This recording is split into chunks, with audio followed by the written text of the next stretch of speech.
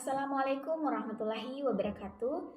Perkenalkan, nama saya Nur Hafifah Amalia dengan NIM B0422321, mahasiswa program studi gizi Universitas Sulawesi Barat.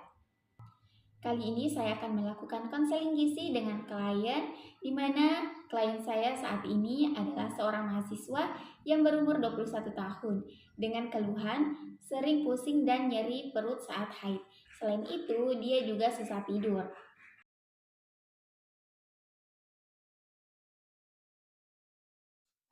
Perkenalkan, nama saya Nur Hafifah Amalia, ahli gizi yang bertugas pada pagi ini. Kalau boleh tahu siapa nama Kak? Meliana. Oh, Meliana. Sekarang umurnya berapa? 21. Kesibukannya sekarang apa ya? Mahasiswa.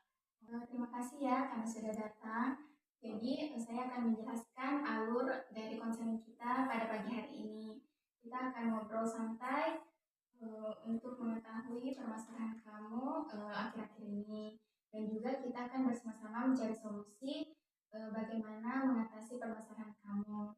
Dan yang paling penting, kamu jangan takut untuk bercerita karena percakapan kita ini bersifat rahasia. Jadi kamu tidak perlu takut cerita kamu bocor kemana-mana. Kalau boleh tahu apa keluhan kita akhir-akhir ini? Kan saat ini sedang haid Kak, terus agak-agak pusing merasa kepala. Oh, selain pusing, apakah ada nyeri atau perdarahan yang hebat? Nyeri tapi bukan di perdarahan yang hebat. Oh gitu. Jadi saat haid tubuh kita itu kehilangan banyak darah, jadi kita membutuhkan makanan tinggi zat besi untuk mencegah terjadinya anemia atau lemas. Jadi saya harus bagaimana? Nah, kamu bisa mengonsumsi makanan tinggi zat besi, misalnya daging merah. Contohnya itu daging tanpa lemak, hati sapi. Kamu juga bisa dapatkan dari sayuran hijau seperti bayam, brokoli, dan singkong.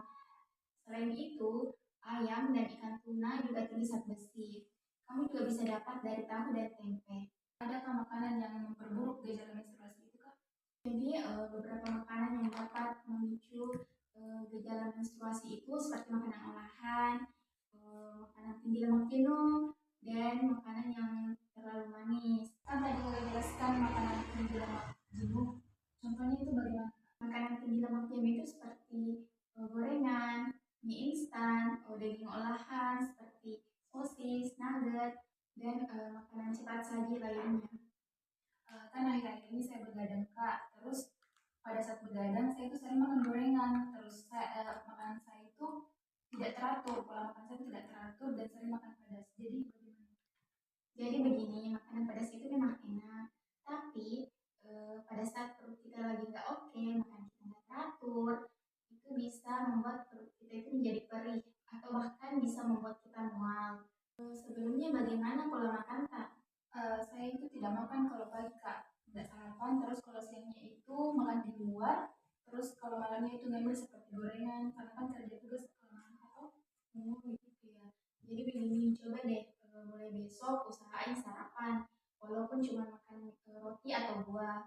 Dan yang paling penting jangan tunggu lapar dulu baru mau makan.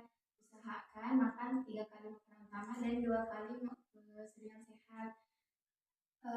Snack sehat itu yang bagaimana Kak? Jadi snack sehat itu kan banyak macamnya ya, bisa dari buah-buahan, seperti pisang, alpukat, anggur. Kamu juga bisa makan yogurt tanpa gula, snack bar, dan biskuit yang tidak terlalu manis.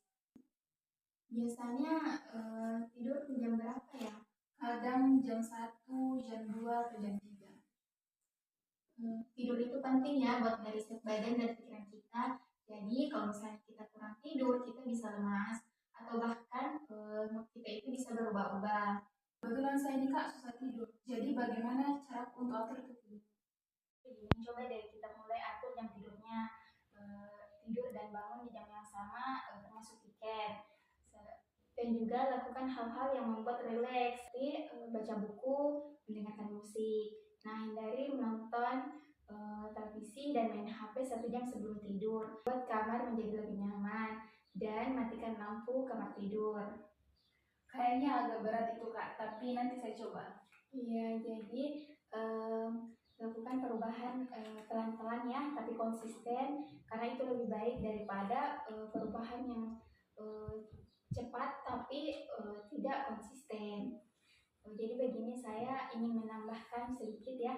Jadi pada saat haid itu, karena kita mengeluarkan banyak darah, kita disarankan untuk minum tablet tambah darah ya. Pada saat haid itu kita minum 1 kali sehari, tapi pada saat tidak haid kita minumnya 1 kali seminggu saja. Dan juga minum air putih yang cukup, 6 sampai dengan 8 gelas sehari. Mungkin itu saja ya dari saya. Apa masih ada yang ingin ditanyakan? Tidak ada lagi, Kak. Lalu itu sampai jumpa 2 minggu ke depan ya, pada saat tahap